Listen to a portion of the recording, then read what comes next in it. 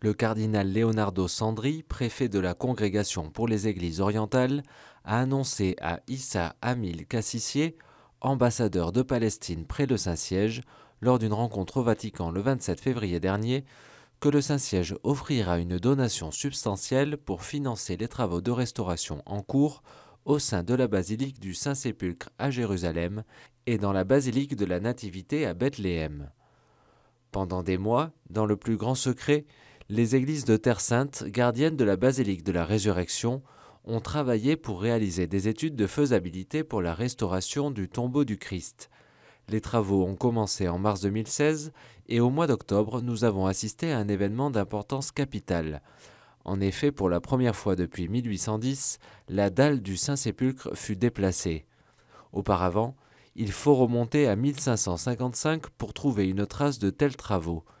À l'époque, le custode Boniface de Raguse avait été autorisé lui aussi à faire des travaux, alors que l'édicule montrait déjà des signes du passage du temps.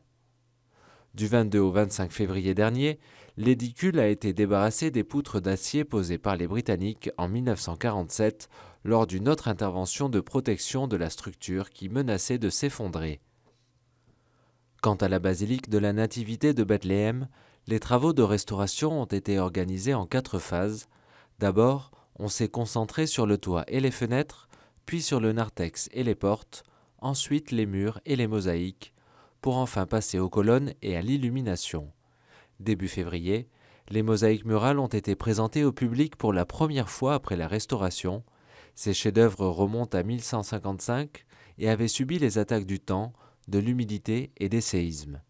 Il ne s'agit pas des seules mosaïques de la basilique. En effet, au programme des prochains travaux de restauration figurent aussi les sols, actuellement recouverts, dont la remise en surface nécessitera des investissements supplémentaires.